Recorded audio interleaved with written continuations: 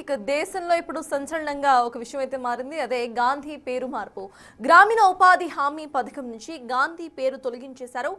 MG NREGA స్థానంలో G Ram జీగా పేరు మార్పున్నట్టుంది. అయితే అసలు ఉన్నట్టుండి గాంధీ పేరు ఎందుకు తీసేశారు అనేది ఇప్పుడు మేజర్ క్వశ్చన్. మొన్నటి వరకు నెహ్రూ అంటూ కూడా మాట్లాడిన బీజేపీ ఇప్పుడు సడన్ గా గాంధీ వైపు మళ్ళిందా? గాంధీని సైతం ఇటు ప్రపంచ చరిత్రలో అంటే ఎస్పెషలీ నేషనల్ హిస్టరీలో లేకుండా చేయాలి అంటూ కూడా బీజేపీ చూస్తోందా? అసలు ఎందుకు గాంధీ పేరు తీసేసి రాముడి పేరు పెట్టాల్సినంత అవసరం ఏమొచ్చింది? గాంధీ ముద్రను చెరిపేయాలి అని అనుకుంటున్నారా అనేది మేజర్ క్వశ్చన్స్ గా వినిపిస్తున్నాయి. సో దీనికి సంబంధించి డిస్కస్ చేద్దాం. సో ఎస్ సార్, ఒకసారి బీజేపీకి సంబంధించి మనం మాట్లాడుకుంటే మొన్నటి వరకు కూడా ఇటు నెహ్రూకు సంబంధించి వాళ్ళు టార్గెట్ చేసుకుంటూ వచ్చారు. అండ్ ఇప్పుడు గాంధీకి సంబంధించిన పేరు మార్చడం, రాముడి పేరు పెట్టడం మనం చూస్తున్నాము.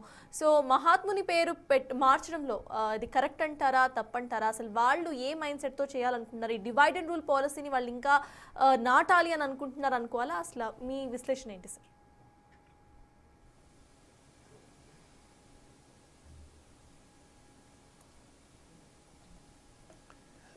గాంధీ ఐడియాలజీ పైన భారతీయ జనతా పార్టీకి ఆర్ఎస్ఎస్కు మొదటి నుంచి కూడా వ్యతిరేకత.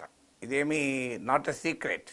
ఇప్పుడు ఆర్ఎస్ఎస్ పైన విమర్శ కూడా ఏంటి? గాంధీ హత్యకు కారణమైన నాథురామ్ గాడ్సే ఆర్ఎస్ఎస్ సిద్ధాంతాల చేత, హిందూ మహాసభ సిద్ధాంతాల చేత ప్రేరేపితుడయ్యాడన్నదే ప్రత్యర్థుల విమర్శ. ఆర్ఎస్ఎస్ దాన్ని ఖండిస్తోంది. కానీ డెఫినెట్గా నాథురామ్ గాడ్సే ఆర్ఎస్ఎస్తో సంబంధాలు ఉన్నాయి అనే ఆరోపణలోకి నేను వెళ్ళడం లేదు. కానీ డెఫినెట్గా హిందుత్వ ఐడియాలజీతో ఇన్ఫ్లుయెన్స్ అయ్యాడు నాథురామ్ గాడ్సే అనేది నిజం. సో అది మాత్రం ఎవరు కాదనలేరు కదా. సో అందువల్ల మీకు గాంధీ మహాత్మునికి మొదటి నుంచి కూడా గాంధీ మహాత్ముని ఐడియాస్కు భారతీయ జనతా పార్టీ వ్యతిరేకం. మీకు సంఘ్ పరివార్ గాంధీజీని జాతిపితగా కూడా అంగీకరించరు. మీరు ఎవరినైనా ఆర్ఎస్ఎస్ ఐడియాలజీని అడగండి. కొన్ని ఆ రాజకీయ అవసరాల రీత్యా ఇప్పుడున్న సిచ్యువేషన్లో పైకి ఒప్పుకున్నట్టు కనిపించిన గాంధీని ఫాదర్ ఆఫ్ ద నేషన్గా కూడా అంగీకరించరు. నిజంగానే ఆర్ఎస్ఎస్ గనక సంపూర్ణమైన అధికారాన్ని చేజిక్కించుకుంటే, అన్ని వ్యవస్థలు తమ చేతుల్లోకి వస్తే గాంధీజీ ఫాదర్ ఆఫ్ ద నేషనే కాదు అని అంటారు. మీకు ఆ ఐడియాలజీకి, గాంధీయన్ ఐడియాలజీకి ఆర్ఎస్ఎస్కు ఉన్న వ్యతిరేకత, ఆ గ్యాప్ అంతది. ఈవెన్ భారత రాజ్యాంగాన్ని కూడా సంఘ్ పరివార్ మొదట్లో అంగీకరించలే. తర్వాత నీకు నిషేధాలు ఇవన్నీ వచ్చాక ఫర్ ఆల్ ప్రాక్టికల్ పర్పజెస్ జాతీయ మీకు రాజ్యాంగాన్ని అంగీకరించారు. ఈవెన్ త్రివర్ణ పతాకాన్ని కూడా ఒప్పుకోలేదు. సో అందువల్ల ఆర్ఎస్ఎస్ ఐడియాలజికల్ రూట్స్ చూస్తే మీకు గాంధీకి క్లియర్ వ్యతిరేకత. ఎందుకు? కానీ మనకు ఆశ్చర్యం వేస్తే, గాంధీజీ హిందూ మతం నమ్మలేదా? ఆయన నేను సనాతన హిందువును అని బహిరంగంగా ప్రకటించుకున్న నాయకుడు. నేను సనాతన హిందువును, నా జీవితాన్ని గీత ఆధారంగా మాత్రమే బతుకుతాను అన్నాడు. హే రామ్ అనే నినాదంతో గాంధీ మహాత్ముడు ప్రాణాలు విడిచాడు. మరి హే రామ్ అంటూ ప్రాణాలు విడిచి నేను సనాతన హిందువును అని బహిరంగంగా చెప్పుకొని గీతా స్ఫూర్తితో నేను జీవిస్తున్నాను అని చెప్పిన గాంధీ మహాత్ముని పైన హిందుత్వ భావజాలానికి కట్టుబడిన సంఘ్ పరివార్ బీజేపీకి ఎందుకు వ్యతిరేకము అంటే, అక్కడే హిందూయిజానికి హిందుత్వకు ఉన్నటువంటి తేడా. Gandhiji is a true Hindu believer. Hindu మత విశ్వాసాలని సంపూర్ణంగా నమ్మినటువంటి వ్యక్తి గాంధీ. కానీ గాంధీజీ నమ్మిన హిందూ మతం వేరు, బీజేపీ ఆర్ఎస్ఎస్ ప్రతిపాదిస్తున్న హిందుత్వం వేరు. ఈ రెండింటి మధ్య తేడా అర్థం కావాలంటే స్వామి వివేకానందుడు షికాగోలో చేసిన ప్రసంగం అర్థం కావాలి.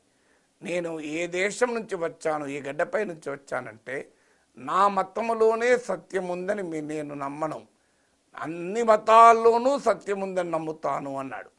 అలాంటి విశాలమైన భావన, Hindu universalist Gandhiji.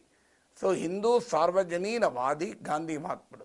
Universalist Hindu వివేకానందుడైతే Hindu universalist Gandhi మహాత్ముడు. ప్రముఖ చరిత్రకారుడు కేఎన్ ఫణిక్కర్ అన్న మాటలివి.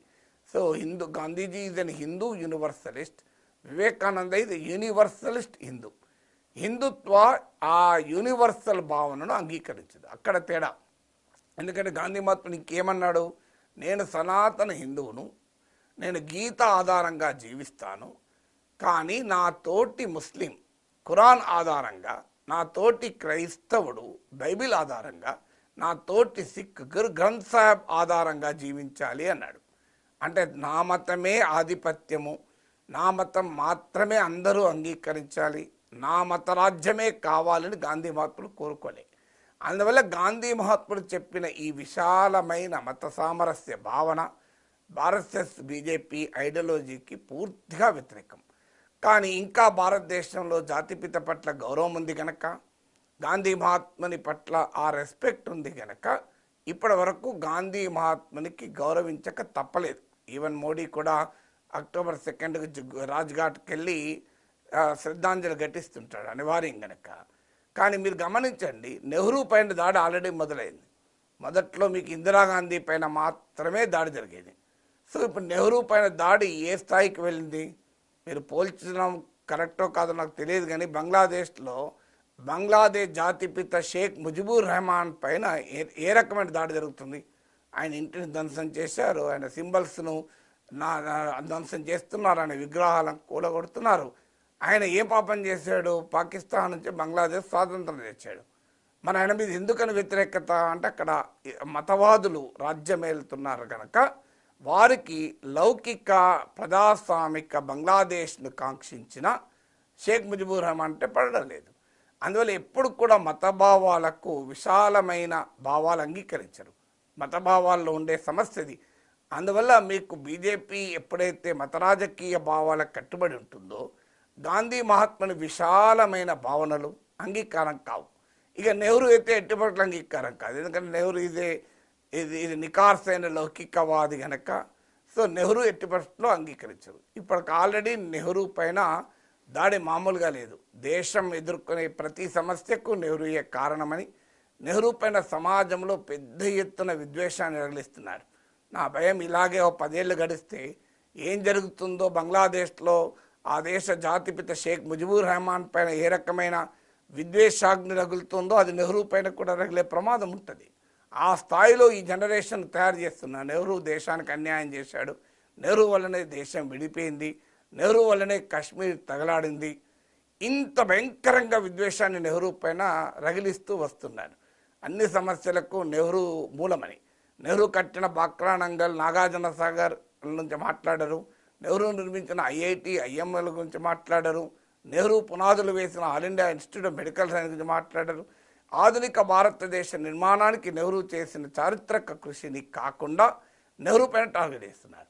ఇప్పుడు ఆ నెహ్రూ పైన టార్గెట్ పూర్తయ్యాక, ఆ ప్రాజెక్ట్ అయిపోయాక, ప్రాజెక్ట్ డిస్మాంట్లింగ్ నెహ్రూ అయిపోయాక నెక్స్ట్ ఖచ్చితంగా స్టార్ట్ అవుతుంది ప్రాజెక్ట్ డిస్మాంట్లింగ్ గాంధీజీ. ఆల్రెడీ మీకు ప్రజ్ఞాసింగ్ ఠాకూర్ బీజేపీ పార్లమెంట్ సభ్యురాలు ఏకంగా పార్లమెంట్లోనే మాట్లాడారు కదా, నాథురాం గాడ్సేను కీర్తిస్తూ, గాంధీని చంపిన గాడ్సేను దేశభక్తులుగా కీర్తిస్తూ దేశ అత్యున్నత సభ అయిన పార్లమెంట్లో మాట్లాడితే ఏం జరిగింది? ఆయన పార్టీ నుంచి సస్పెండ్ చేశారా? మా నిపుర్ శర్మ మా ముస్లిం మతానికి సంబంధించిన అంశాలపైన ఒక వ్యాఖ్య చేస్తే ఆయన బీజేపీని సస్పెండ్ చేశారు. ఎందుకు? సౌదీ రాజులు, ఖతార్ రాజులు, షేకులు వీళ్ళందరూ అభ్యంతరం చెప్తే పార్టీ ఆమెను సస్పెండ్ చేశారు. కానీ గాంధీ మహాత్ముని పైన, గాంధీని చెప్పిన గాడ్సేను పొగిన ప్రజ్ఞాసింగ్ని సస్పెండ్ చేశారా? ఎందుకంటే ఏ షేకులు, ఏ సౌదీ రాజులు పాపం గాంధీకి లేరు కదా. సో అందువల్ల సస్పెండ్ చేయలేదు, మీరు గమనించండి. సో అందువల్ల మీకు ఇంత బహిరంగంగానే అటాక్ కదా. ఇప్పుడు జాతీయ ఉపాధి హామీ పథకం మీరు మార్చదలుచుకున్నారు, దానికి తూట్లు పొడవదలుచుకున్నారు. ఆ చట్టం నుంచి ఆత్మనే తీసేశారు. ఇప్పుడు దేహం మాత్రమే మిగిలింది. అది మీకు 100% సెంట్రల్ గవర్నమెంట్ ఇచ్చే 60% తగ్గించారు. ఇప్పుడు అవన్నీ చేశారు. చేసడానికి దానికి రాముని పేరు పెట్టారు. రాముని పేరు పెట్టడం తప్పలేదు. కోట్లాది మంది భారతీయుల ఆరాధ్య దైవము, మర్యాద పురుషోత్తముడు, ఇప్పటికీ సమాజానికి ఆదర్శము. అందువల్ల రాముని పేరు పెట్టడానికి అభ్యంతరం లేదు. రాముని పేరు పెట్టడానికి రామభక్తుడైన గాంధీ మహాత్ముని పేరు తీసేయాలా? ఏ రామ్ అంటూ చివరి శ్వాస వరకు రామనామంలో బతికి, రామనామంలో ప్రాణం వదిలి, రామనామం కొరకే జపించినటువంటి రామభక్తుణ్ణి కేవలం నినాదాల కొరకో, అధికారం కొరకో, సింహాసనాల కొరకో, ప్రధానమంత్రి కావడం కొరకో రామనామాన్ని జపించిన నాయకుడు కాదు. తన నిత్య జీవిత ప్రక్షాళన కొరకు రాముణ్ణి ఆదర్శంగా తీసుకున్న మహనీయుడు గాంధీ మహాత్ముడు. అలాంటి పేరు తీసేసి రాముని పేరు పెడితే ఖచ్చితంగా నేను చెప్పగలను రాముడు కూడా బాధపడతాడు. నా ప్రియభక్తుడైన గాంధీ మహాత్ముని పేరు తీసేసి నా పేరు పెట్టడం ఏంటిది, ఇది దైవదూషణ కిందికి వస్తుందని రాముడు కూడా చెప్తాడు. రాముడు కూడా అక్కడ ఎట్టి పరిస్థితులు అంగీకరించాడు. ఎందుకంటే రాముడి సంగతి మనకు తెలియంది కాదు. లంకను జయించి రావణుని చంపాక దాన్ని కోసల రాజ్యంలో భాగం చేసుకోలే రాముడు. అది విభీషణుడికి పట్టాభిషేకం చేసి అయోధ్యకు వచ్చేసాడు. ఏం విభీషణుడు అయోధ్య కోసల రాజ్యానికి కప్పం కట్టలే, స్వతంత్ర దేశంగా లంకను వదిలేసి వచ్చాడు. అది రాముని గొప్పతనం, అది రాముని ప్రత్యేకత. అందువల్ల రాముడు అంగీకరిస్తాడా ఇప్పుడు ఈ గాంధీ మహాత్ముని పేరు మార్చడం? అందువల్ల this is only beginning of A all out attack on Gandhi and Gandhi's ideas. Gandhi మహాత్ముని అభిప్రాయాలతో, నెహ్రూ ఆలోచనలతో ఎవరైనా విభేదించవచ్చు, తప్పేమీ లేదు. వారి ఆలోచనలతో విభేదించవచ్చు, వారి విధానాలతో విభేదించవచ్చు, కానీ చరిత్రలో వారి పాత్రనే లేకుండా చేస్తామనే ధోరణి మంచిది కాదు. ఎస్, నెహ్రూతో విభేదించవచ్చు, కానీ నెహ్రూ దేశద్రోహిగా, నెహ్రూ ఒక పెద్ద విలన్గా, దేశ స్వాతంత్రోద్యమంలో నెహ్రూ పాత్ర కాదన్నట్లు 11 ఏళ్ళు నరేంద్ర మోడీ ప్రధానమంత్రిగా ఉంటే 11 ఏళ్ళు నెహ్రూ జైల్లో ఉన్నాడు. అది కంపారిజన్. మీకు అది తేడా. మీకు నరేంద్ర మోడీ తనకు గురువు భారతీయ జనతా పార్టీని ఈ స్థాయికి తీసుకొచ్చి తన సహస్తాలతో బీజేపీని అధికారంలో నిలిపిన ఎల్కే అద్వానీని రాష్ట్రపతి కూడా చేయకుండా ఆయన కంప్లీట్గా పక్క పెట్టిన నాయకుడు నరేంద్ర మోడీ. గాంధీ మహాత్ముడు తన సైద్ధాంతిక విరోధి అయిన శ్యామప్రసాద్ ముఖర్జీని తన క్యాబినెట్లో పెట్టుకున్న ఒక విశాల భావాలు కలిగిన వ్యక్తి. తేడా చూడండి. నెహ్రూ ఏమో తన ఐడియాలజికల్ రైవల్ అయిన శ్యామప్రసాద్ ముఖర్జీని క్యాబినెట్లో పెట్టుకుంటాడు. మోడీ ఏమో తన గురువైన ఎల్కే అద్వానీని ఏం కాకుండా చేస్తాడు. అది తేడా గాంధీ మహాత్ముడికి మోడీకి. అందువల్ల గాంధీ పైన దాడి చేయడం పూర్తిగా అభ్యంతరకరం, గాంధీ పేరు తొలగించడం పూర్తిగా అభ్యంతరకరం. రాముని పేరిటి ఇంకా 100 పథకాలు పెట్టుకోండి, అభ్యంతరం ఏమీ లేదు. కానీ గాంధీ మహాత్ముని పేరు తీసేయాల్సిన అవసరం లేదు.